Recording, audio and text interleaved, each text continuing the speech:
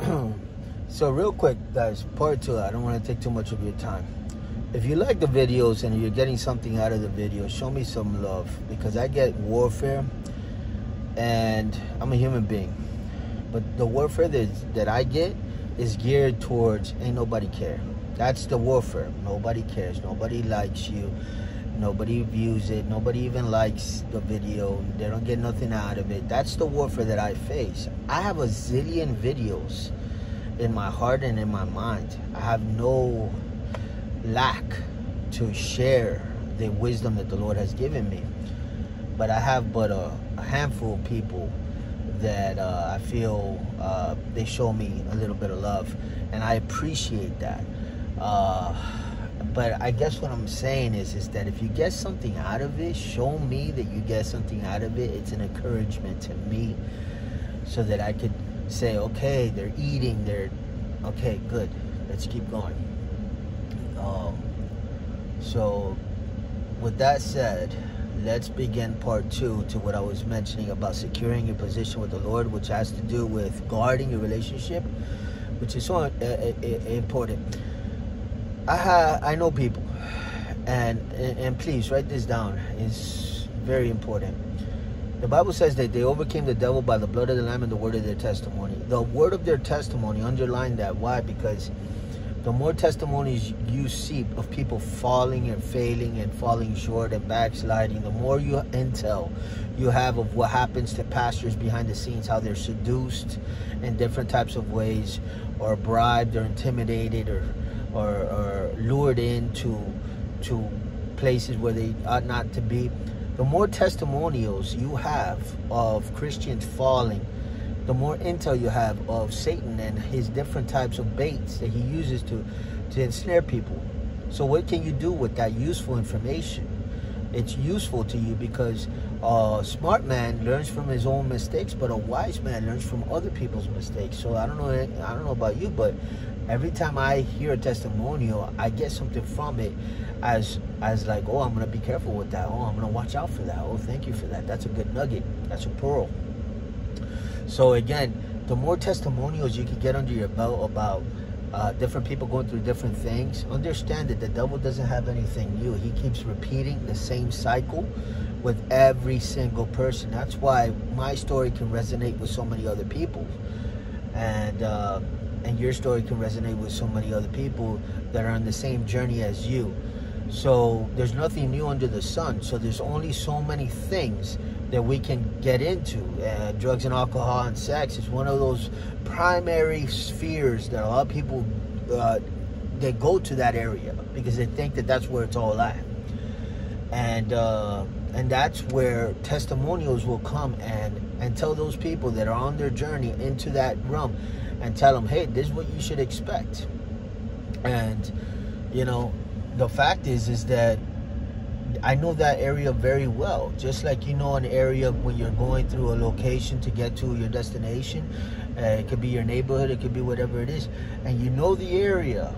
You know it. And so you don't need a navigation system. You don't need a GPS. You just know the area.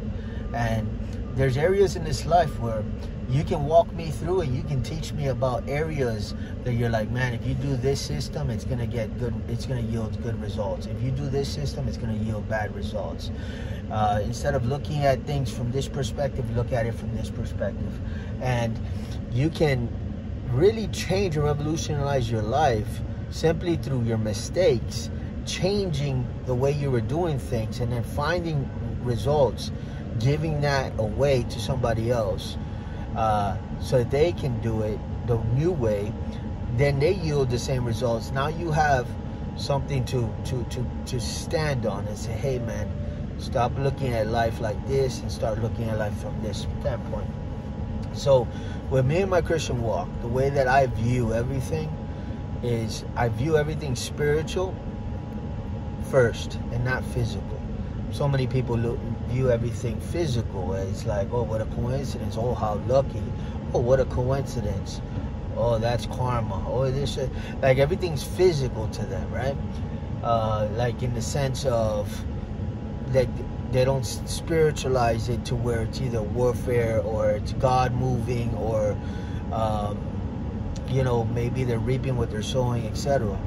I look at everything as biblical principles. I apply the Bible to life, and I see where I gauge in my life through the Bible. The Bible says, be doers of the word and not just hearers of the word. So what a lot of people fail to do is, when they're going through something in life, they fail to apply the scriptures to that sphere of what it looks like. What does it look like? And what does the Bible say about what it looks like? So in other words, if it's like, whatever, you know, what do you want to put in the blank? You want to put poverty, finances, bills, oppression, depression, rejection. Like, there's something in the Bible about everything under the sky. There's nothing you're going to find in this world that the Bible doesn't contain an answer to, an antidote to. And so that's the beauty of the Bible. Now, you know, there's verses in the Bible that say things like, when you've done everything there is to do, then stand, remain, you know, be steadfast. There's something that the Lord is looking for from each and every one of us that has to do with being solid, concrete, unshakable, unmovable, and just being planted in the place of faith. So it's not, you're not moved or swayed by these outer currents that try to, you know, a gust of wind from here, a gust of wind from there. A gust of wind could be temptation. A gust of wind can be a compliment that lures you towards another side. A gust of wind can be seduction. You know, so the Bible says, be a house planted on rock, to where when storms come, gust of winds come, because they will come, then you stay firm, right? You stand firm. And because you're on a sure foundation. Your relationship with the Lord is not to be tampered with. Not by you or not by anybody. It belongs to the Lord. Your life belongs to the Lord. You're supposed to just, I belong to the Lord. So you don't belong to you anymore. There's supposed to be this living this life out, understanding that there's nothing here in this world for you. You're in this world, but you're not of this world. You're an alien in this world, so to speak.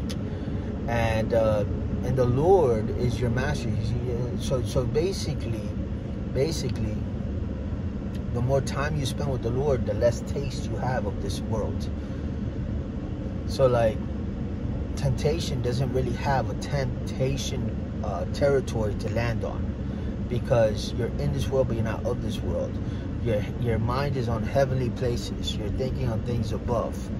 And because your mind is thinking, then it trickles down to your heart, and now your heart rejoices in the things of God. And so it longs to be with the Lord, and it hates the pollution and the contamination of this world. So there's supposed to be this, I hate and I resist the systems of this world. There's supposed to be that growing inside of you simultaneously. You're grabbing onto God, and you're saying, oh Lord, I love you so much. I need you so much. I thank you so much. Right? And that's the relationship that God, you know, that right there is what he paid for. And that's what we walk out day and night, day and night, day and night, day and night, day and night, day and night, day and night. You fall in love, and you grow, and you bear much fruit from that area. And that's it. When your time is up, you go to heaven. You go to spend eternity with the Lord, understanding full well that you're in right standing with him, because you gave your life to him. Not just through your mouth, but you gave your life, quite literally. So let's end it right there.